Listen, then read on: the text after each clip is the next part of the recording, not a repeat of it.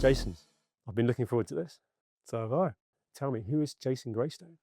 Jason Graystone is primarily an investor, entrepreneur, and these days a YouTuber, and now I'm an author. So Proper evolution there. yeah, I know. I never thought I'd be called a YouTuber, but I there know we it's are. mad, isn't it? Well, I never thought I'd be sitting here talking to you until probably just Exactly. a couple of years ago. But take me back to where it all began, those sort of early who and what influences.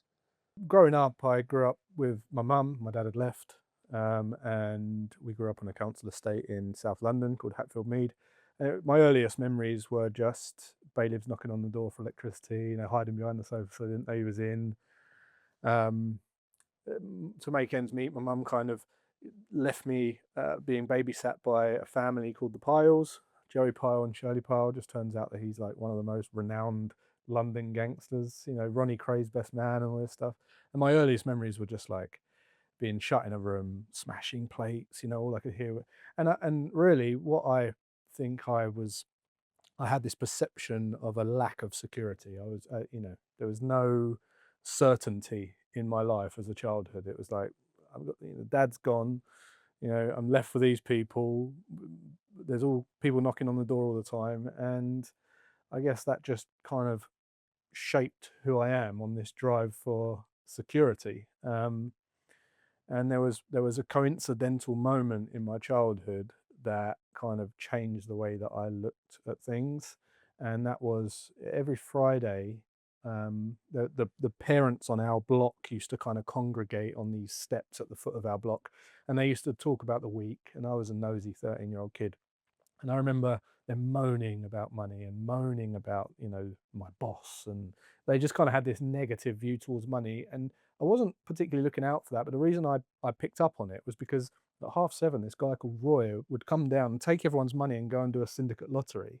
And for the next 10 minutes, their faces would light up. They'd be Okay. like, yeah, they'd be like, oh, it's so good. My life would be amazing. And I just remember thinking, but you've just said money's bad. You're associating money with evil or whatever. And now, if you won the lottery, you'd have an amazing life. And I just remember thinking it was weird. And coincidentally, that year, really wanted this BMX for my birthday, my 14th birthday. It was a Mongoose Sniper Chrome, and I put all these photo prints of it around my mum's flat just to give her hints. And she said, "Look, we can't afford the bike, but if you can raise half, we can put half towards it." Her and my stepdad. So I was like, that's a deal. So I went out and started washing the cars on this triangular green. And I washed one car for this lady called Lynn. She gave me £5 plus £2 tip. And I remember being in my room that night thinking, I'm going to have this bike in no time. And I told my friend how excited I was and all this. And he said, I'll help you. And I was like, well, I don't really want to pay you. But anyway, my stepdad came in and he said, I'm going to the shop. Do you want anything from the shop? And something made me give him everything I learned that day to get another bucket and sponge. But the next day, we washed 4 cars between us. And then within 4 weeks, I had 4 friends washing cars.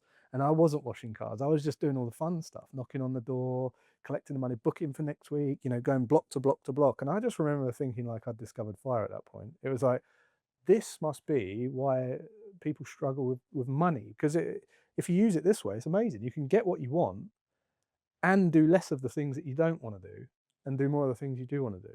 And I just remember that was a big, like, aha moment for me in my Well, that was your childhood. hope moment as well. Those adults around you that had gone into the syndicate for those 6, 7 minutes had maybe a false hope. You were in control of your destiny at that point. You've unlocked purpose in your brain, and you've unlocked a whole kind of knowledge of being an entrepreneur. That was your early journey from I guess so, entrepreneurship, right? yeah. I mean, I didn't know what entrepreneur was. In fact, the first time I was told that I was entrepreneurial, where I went, oh yeah, it was like when I was like 37 or something, by my accountant, and he was like, oh, you're entrepreneurial. I was like, Well, let's carry that journey on, because from that realization, when kind of finding fire, creating fire, which is entrepreneurial. You had people working for you. You had money coming in. Take me through the kind of journey you went through to be someone now so kind of free, if you like. yeah. So, I mean, as I say, I believe that our values are shaped when you're a child. So whatever you perceive to be missing most becomes your highest value. And or you can take the other side and accept that that's the reality. The apple never falls too far from the tree. Or you just go, I'm not having that. I want the opposite, as we were speaking about off camera. But that was me. And I guess subconsciously you just guide your way towards what you value most, which for me it was security. It was just stability. I just want to know where my things are. I want no chaos, no disruption, no confrontation. I just want a smooth and easy life. And I've obviously navigated the world and found that money provides a lot of that security. So money was like a tool, money was a means. And I've always used money as a tool. So I've seen money for not good or bad. It's just a thing that if you use it correctly, you can get, it can liberate you, give you more options. It can, you know, and so going into work, I always had this drive to become financially independent. And then we had some unexpected news when I was 22 years old that was going to have our first son. And that just kind of put a rocket up my backside. It was like, right, I keep talking about it, and at the time I was really fascinated with Microsoft Money, which was this kind of tool. It was like a flowered up Excel sheet that they sold as a program. And I remember putting all my income into there and doing all these nice charts and projections. And I remember looking at it thinking, so if I save 10% of my income at 10% per year, it will match the return from that will match my income in 20 years. And I just remember thinking, that's weird. They teach you to go to school and work for 45. Like, imagine if they just taught that. But then I wanted to take it a bit further, and I kind of become obsessed with shortening this time down so that I could spend as much time with my son when he came. Because I felt like I was a failure when I found out I was going to have our first kid. All that rushed through my head was like my dad leaving, not being a great dad, and I didn't feel ready. I was a kid myself, I suppose, and I thought I've got to do something about this. I've got so it just drove me, and I handed in my notice for the company I work for. We'd just moved into a bigger house, and it was kind of back against the wall accountability to make it work, and yeah, it became very stressful because I started to build a business to control my income. I was paying myself as much money from the business as possible to become financially, into the pots, and and then it was a sinking ship basically. So at the last stage of that, I tried to look at higher speculative things that would just increase the return, but without too much volatility. So I was looking at like online poker and options trading and all that. Anyway, after over a period of about 3 years, I blew about 50 grand in financial markets and learned a lot of lessons. And after that 3 years, thankfully, I became consistent and I saw, came good. So It's so important to share that though, right? Because everything I've seen, listened, and watched about you now, which is recent, is a very smiley, happy Jason. And I actually want to come back to that word happy actually. But there's graft, there's risk taking, there's failure along the way to have learnt the lessons that then have allowed you to streamline to where you are now. and zero support. Like people start turning on you. Even my extended family and people, they start doubting you, what you're doing, and and that's real tough. That's tough to deal with. But if it's important to you and you believe in it, you just have to go for it. And then if you, what I've found in my life is the more you lead by example and do what you say you're going to do, people get on board, people trust you more. There was a period of time when my wife, like, I'd be like, right, I'm going to do this, and she'd be like, what? You can't, you're crazy. And then I'd do it the second time, and she'd be like, oh, okay, sure. And now I can take the biggest risk. She's just like, what? There's Because confidence there. You've built a track record, track record. which it That's it. probably extends to yourself as well, right? There's always. I'm a fellow entrepreneur as well, right? There's an element of starting something, trying something, but there's a voice in your head saying, "I hope this works," Yeah. and actually the back against your wall. And some of the factors you said about actually are what really drive me. And another thing is visualization, going right back to the bike. You remember the model of the bike you wanted right back when you were a kid, and that whole either running towards something you really want or running away from what clearly was a really stressful, um, high anxiety environment for you. Have you ever worked out which one's stronger? Because I've got a bit of both. We wouldn't be talking here now if I hadn't had all sorts of pain and stuff that didn't go right for me to then have a proper pivot. I was like, what do I actually get fulfilled from? What do I want to do? To then run towards that as well. But I was running away from something that I really had, you know, pain from, if you like. Yeah, I think for me, pain's always the strongest driver. So, I'm at a very complacent time in my life now where I'm not driven to make money or make sales, and that was actually that was important because when I was younger, I had an idea of what my dream life would look like, and when I got there, I was really content. And now, I have no goals or aspirations really, not that I strive for. And if I do, they are deliberate and aligned with who I am. Whereas I see a lot of people, they don't really have an idea. They don't exercise gratitude when they get to the point of what, imagine years ago, you could say you're going to live this life today. You would kill for it. It'd be like, that is a dream life, right? So I had this idea of what my dream life was. When I reached that, it was like, I'm happy. If I'd lived every day like this now for the rest of my life, I'd die a very happy person. That's where I'm at now. That's where you are now. Yeah. So there's an expression, the comfort zone is where dreams go to die. And I had something I felt was my happy place about 8, 9, 10 years ago, where I've built a business up. There's income coming in because of the way it was a property development company, multiple projects. You've got a disproportionate amount of money that would come in as you kind of close down these SPVs and so on. And so I didn't have to do too much, having grafted and built a team and built relationships. A lot of that then was sort of cookie cutting. And I thought I cracked it. But actually I got rusty. I wasn't match fit when things then didn't start to go well and things had changed outside of my control, from COVID to the Grenfell Tower disaster that affected specifically kind of town centre apartments. And it doesn't feel like you've got any of that going on in your head. But for me, I then had to come back into a place where I wasn't ready. I wasn't kind of prepared to deal with it. What are you doing to keep yourself almost above that? You've got a book coming out, for example. You've got things that are happening, but what are you doing kind of here whereby that happy Jason won't be Yeah. disrupted or won't get distracted by Yeah. wanting to do something else? For sure. Just really being strict on congruency of who I am, and anything that I do has to align with who I am as a person. And then any milestone that I tick off as a result of doing that, just seem the magic is like when you're not trying to do stuff, it's almost impossible not to have more opportunities. Like it's almost like an energy thing, right? The fact that I'm on this show with you is not something I was like, I've got to get here, I've got to get on there. It was just put out your love, creativity, your energy, and things just happen. And importantly, you chose that. So you're very much completely in control of your destiny, your decision making. You chose to be here today. No one told you to be. You choose what you're doing later, tomorrow. That's a key part of being happy, isn't it? Yeah, and I always make sure that there's a great saying: you value your time more than you value money, you'll end up with plenty of both. And I always make sure that my calendar is filled with things that I want to do and are aligned with who I am as a person. And everything just works out. Like the fact that I've written a book, yes, I'm going to get that might unlock other opportunities, but it's not something I'm going, right, I've got to get this many people, we've got to get this, got to do that, got to do that. It's just happening now.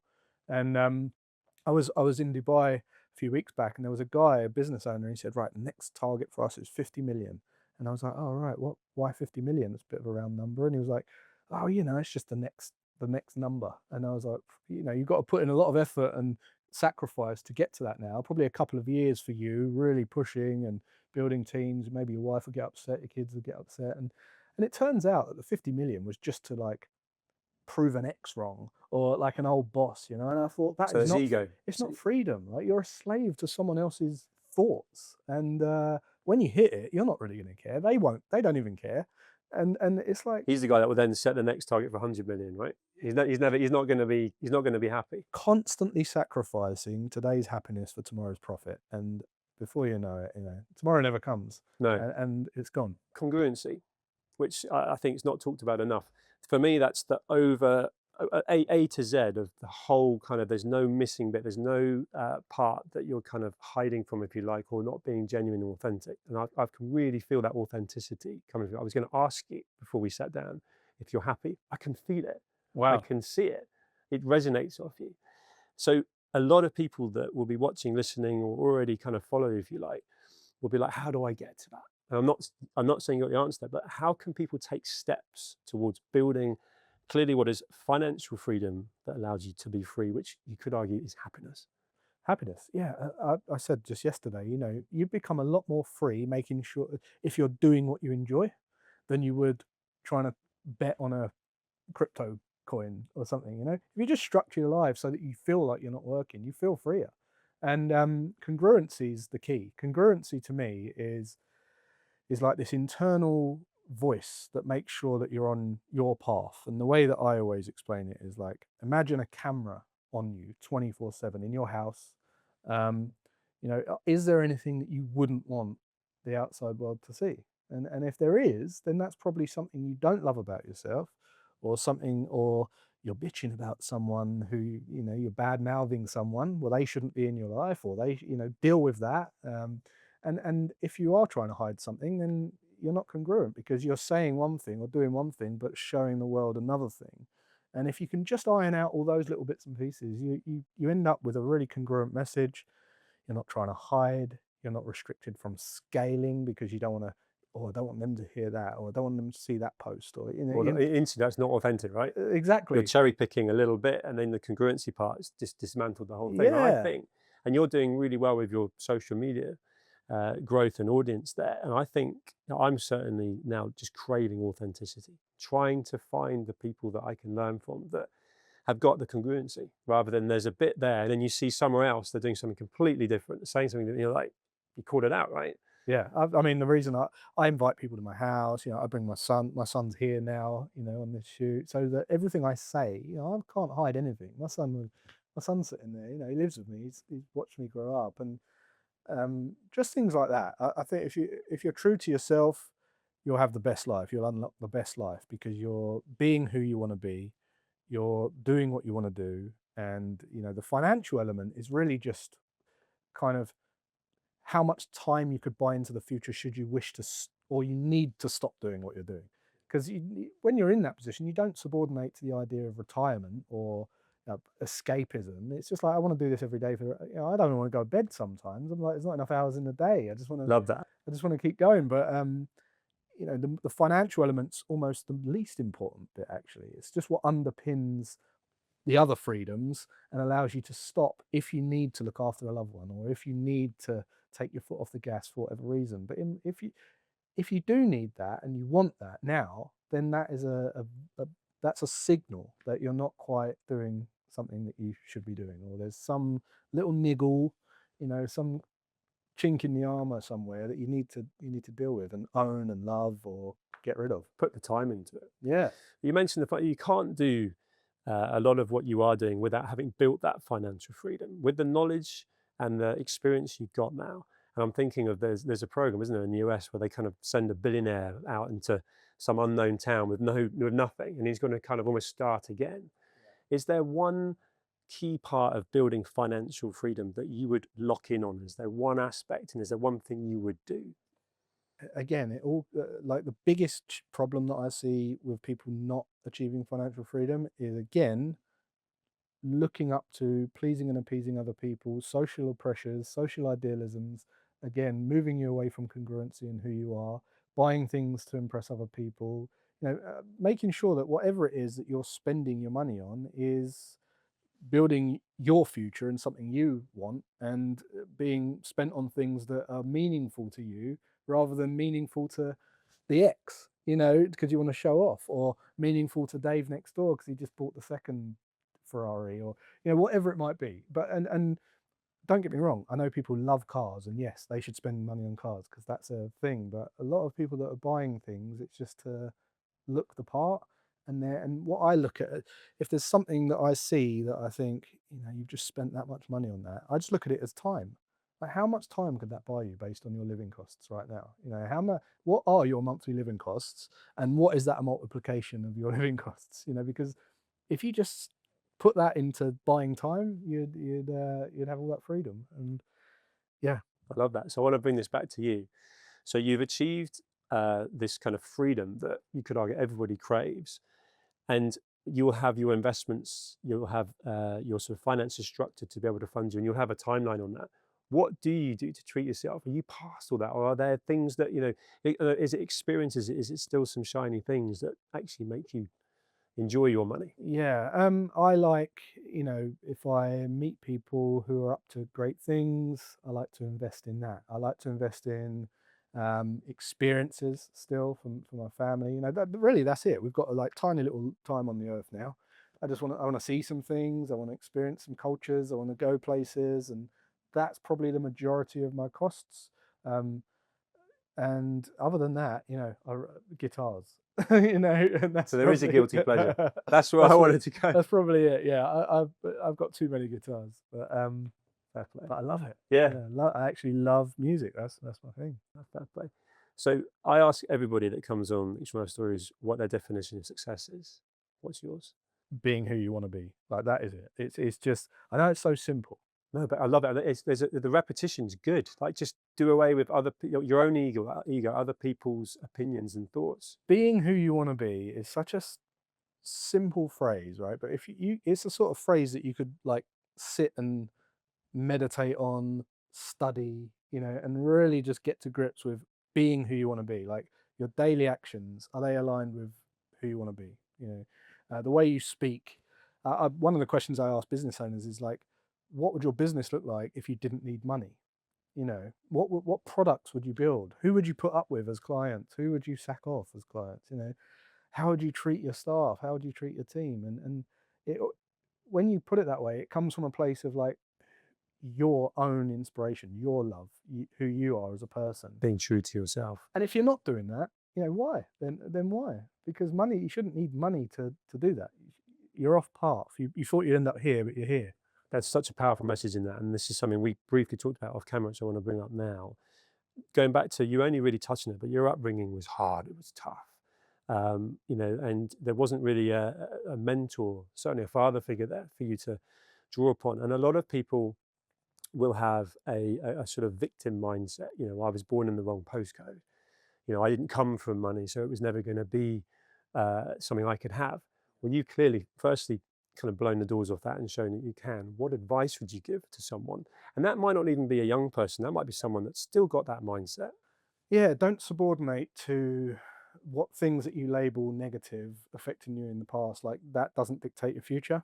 Something I said the other day on another podcast was like, imagine you come home and find your partner cheating on you, right?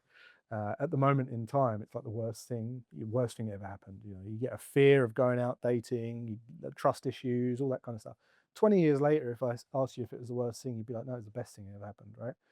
I met this person, had these kids, traveled this, built this life. So imagine if it didn't take 20 years. Imagine if you could just see the thing for the event that it was, and it's gone from the worst event to the best event. So, it was just an event, right? So every time you feel like you've got something going against you, try and see the lessons in it, try and see the positives in it. And the same goes for every time something really goes your way, don't get too cocky, just see the downsides in it and the drawbacks and something you might be missing. And it will just keep you level. It will keep you poised, and you'll see things for what they truly are, rather than being a victim or life is happening to me. You'll be a driver instead of a slave to life. A passenger. A passenger. Yeah, Yeah. I love that. It's good advice. And a key part that goes almost sort of hand in hand with wanting to be the best version of ourselves, which of course in context of that freedom element is financial side of things. And then you talk about movement. And I want to sort of just open that up about your fitness. You're clearly in good shape. Right. And so I want to know, there's countless podcasts, books, successful people, if you like, that talk about the morning routine, up at 4 a.m, running a marathon, meditating. Where do you sit with that? Because I can see you keep fit, so we know that is good for mental fitness. But what works for you? Movement is about not for me. It's so morning routine. Yeah, I get up and spend an hour just in thought. I'm one of few people that I know have a thinking time blocked into my calendar, like it's a real thing. And what time is which that? it is. Usually around 5 a.m. I get up at 4:45, 5 a.m. I try not to have coffee until an hour and a half after I've woken up.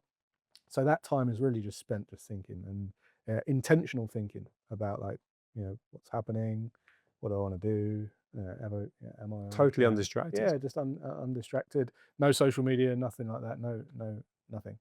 And then I check my markets, check my investments and trading and stuff like that, and then I go to the gym, and then the rest of the day is honestly just pretty clear. Like now we do YouTube videos and stuff like that, but it's I just tinker about. I'm a big fan of the saying "all the gear, no idea."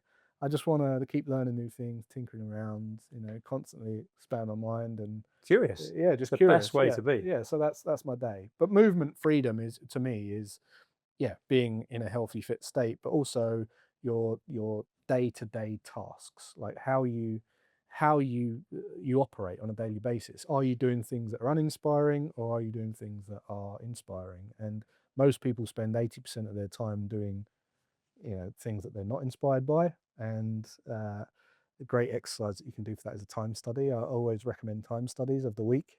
Note down every hour what you're doing, and then you get a list of how you're spending your time, and then you can just start delegating or changing the things that you don't like doing and you're not good at, and then spend more of the time doing the things you are good at, and then you move more freely. You feel more free in your movement. Yeah. Do you get a lot of people coming because you're out there as someone that is effectively showing a sort of almost like a mentoring way of how to do it? Do you get an outpouring of people asking for advice? And is there one key kind of question that just keeps coming up? Yeah. What stock to buy? No, no. I mean, I joke, but it's a serious thing, right? When people ask me, what should I invest in? What can I get? What can I? Sometimes it's from people who are just looking to diversify, but most of the time it's for people that want an escape. They want the quickest way. And I say to them, the best freedom you're going to get is just sorting your life out, making sure that you don't want to escape the life. If you want to escape the life, you're going to make bad investment decisions anyway. You're going to try and get I always talk about Bitcoin. Bitcoin's only ever gone up. But how many people lost money on Bitcoin? Thousands of them. How? Because your mindset can't keep up with the volatility of it. It can't, you don't understand it. You put too much in. So you want to just build a life that you don't need to escape from. And then you can start learning about investments after that, because then you're making sensible, poised decisions. And that is what that's probably the most important message. Everyone's looking for a shortcut, aren't they? It feels like everyone wants a quick win. I think social media doesn't help. I mean, fair play, you and Ethan making your son making these videos. They're so educational. I've watched a lot of them. That's where I won't lie. I had to kind of quickly Google congruency, because I was like, Right. God, we're going to bring that up, and I've got to remind myself. And then I'm like, yeah, that really makes sense. So it all links into trying to be that best version of yourself that allows you to then make those decisions to choose how you invest. There's a huge lack of ego with you as well. Right. So we could talk about all the things you've achieved and done, and you could sort of almost put them into numbers if you like. But that's clearly not of interest to you. We wouldn't do that anyway, right? But the point is that's not of interest to you. You know what I mean? You go to some of Yeah. these, particularly sort of high-profile business things, and there's a guy that really wants you to sort of ask him about his Yeah. business that he sold and then the numbers. How have you managed that? Because hand in hand with success is often ego, but you've got that well managed. I think one of it was just having an idea of what my dream life looked like. When you achieve that, it doesn't have to be like extravagance. It can just be, I just want to, match 70 grand a year or 60 grand a year, whatever it is important to you, right? You match that and you're doing what you love, then you gain a confidence that you just don't have to prove anything to anyone. Don't have to prove it. I'm I love happy, that. and that's really it. It's just having the confidence to be happy in your own skin and not have anything to prove. And also, there's many ways that you can achieve. I don't think I'm right. I don't think I'm wrong. I just did it my way, But it works for you. and that's all that matters. And Yeah. and people need to do what makes them happy. Yeah, I like this visualization element. Even without you even necessarily, perhaps even meaning to, there's an element of like you almost sort of wince with your eyes and you go to a place where you can see it, and then crucially, you're probably working out the steps to take to get to that, and then by default that must be one very satisfying, and also it's not like you're like we talked previously, not then trying to go again. You're like, okay, No, that worked, and then there's other things you might start, hence being naturally curious. I'm conscious of time. I could probably ask you another 50 questions, but to wrap up, your book's coming out. What's it called and why did you write it? it's called Always Free. And that used to be just a saying that whenever our friends would be like, "Oh, do you want to go to the cinema? Do you want to go out for a meal soon?" And my answer would be like, "Yeah, just let me know. I'm always free." And it would all be down to their calendars, kind of thing. And after a while, they'd be like, "What? How are you always free? What is this?" And it was kind of a bit of a joke, but they sort of said, Are you dealing drugs?" or all this kind of stuff. And after a while, after the kind of humor died down, it almost became an affirmation, like free from societal opinions, societal idealisms and pressures, and pleasing and appeasing mum and dad, or keeping up with the Joneses, financially free, and it became this thing, this real tangible thing. And then there was a time where I was hanging out with a lot of entrepreneurs, did a lot of networking, and I met people that were born into wealth, and they had enough money to do whatever they want, go wherever they want, but they were unhappy, and they were unhappy because they had no purpose, no mental freedom, no drive, and they were like unanchored, and I would meet people who were really good at earning money, and this was really common, entrepreneurs raking it in every month, but had no money. They had nothing to show for it, and it was like this constant. Next month we got to hit the. Next month we got to hit the thing, And then I met people who were really spiritual and really happy in their own skin. They loved their job, but they had no money, and they weren't earning money. And I realized that freedom is about being free in mind, movement, and money. And mind is first, having the mental freedom to actually be who you want to be, and then building a life and a vocation and an income around an extension of who you are so that it doesn't feel like work. And at that point, you're free, right? The financial freedom is the last piece that allows you to stop if you have to. And that's what always free Goes is. back to choice. Yeah. Yeah. So always free is about choice, having a empty calendar that is put together or inspired by you, and a bank account big enough to, or investments or assets that allow you to stop if you wish. And Brilliant. that's it. Awesome purpose behind that. But with all the experience and the wealth of knowledge you've got, I can't wait to read it. I've got one last question. The whole term "money doesn't make you happy." Where do you sit with that? And I guess there's different ways you can go with it. But there are, you said it, there are very, very wealthy people, whether they're self-made or not, that are not happy. There are people that seemingly have nothing and they have the biggest smile. How do you sort of almost sort of make that whole saying make sense in our conversation? Money is a tool. So look, money is a tool that was created for fair exchange. That's it. Humans are the only people that believe in money.